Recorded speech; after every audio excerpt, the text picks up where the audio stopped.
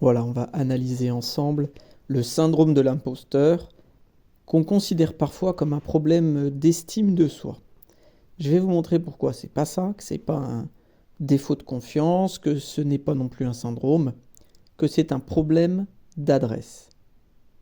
Celui qui se sent imposteur ne sait pas à qui il doit sa place. Alors il peut travailler, il peut réussir, mais il ne sait pas pour qui il le fait.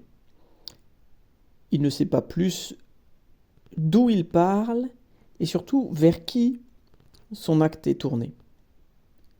Donc l'enjeu dans ce cas-là, c'est pas de se convaincre d'être légitime là où on est, il est de analyser à qui son acte s'adresse. Car l'imposteur n'a pas perdu la confiance. Il a perdu le lieu qui donne sens à son désir. Si on reprend Freud, il nous l'a montré, que la culpabilité, elle ne naît pas de l'échec, elle naît du désir de réussir. Le sujet, il n'est pas coupable d'avoir chuté, par exemple, de s'être trompé. Il est coupable de s'être élevé. Et précisément dans le cas de l'imposteur, de s'être séparé. Puisqu'il doit être reconnu par d'autres personnes que les membres de sa famille.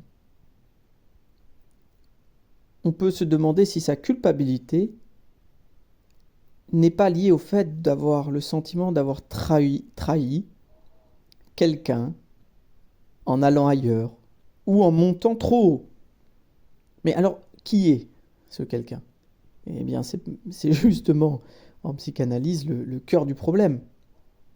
Celui qui se sent imposteur ignore envers qui il se sent fautif ou en défaut. Il n'y a pas de nom, il n'y a pas de figure, il n'y a pas de repère. Alors qu'est-ce qu'il fait ? Il imagine qu'il y a une espèce d'autre absolu, un regard invisible, qui jugerait en permanence de sa valeur. Et face à cet autre-là, il essaye de le tromper. Il essaye de s'accorder avec lui. Il essaye de le rendre docile. Mais surtout, ce qu'il a analysé, c'est que cet autre-là n'existe pas. Donc il se trompe, l'imposteur, non sur lui-même, mais sur le lieu du jugement. La question, pour quelqu'un qui se sent dans ce syndrome de l'imposteur, c'est donc pas est-ce que je suis légitime, mais plutôt à qui mon acte cherche à parler. Donc c'est une question de filiation, même de dette symbolique.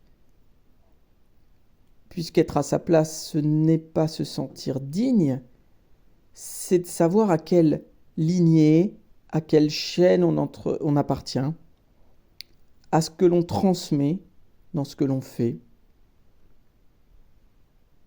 En psychanalyse, on ne va pas rassurer la personne, lui dire que c'est très bien ce qu'elle fait. C'est pas du tout le but. On n'est pas là pour combler le manque, mais pour le situer. Pour situer et donc montrer qu'il n'y a pas un garant absolu de quoi que ce soit, et montrer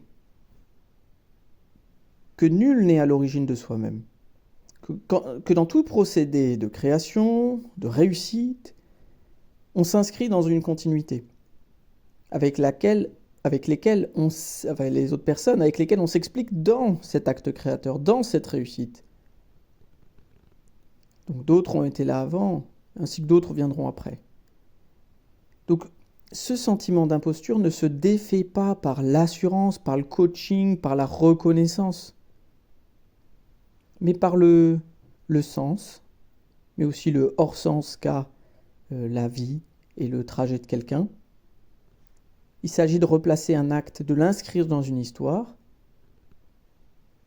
quand on comprend que la légitimité ne vient jamais de soi. La légitimité, elle vient d'un tiers, ce que nous appelons le tiers symbolique. Qui est quoi ? Le tiers symbolique, c'est juste un lien invisible entre ce que l'on reçoit et puis ce que l'on transmet. Alors là, un acte de quelqu'un, il cesse d'être isolé. Il devient un moment de passage. Et ce passage suffit à rendre la place de l'imposteur juste, une juste place où l'imposture n'a plus sa place. Voilà.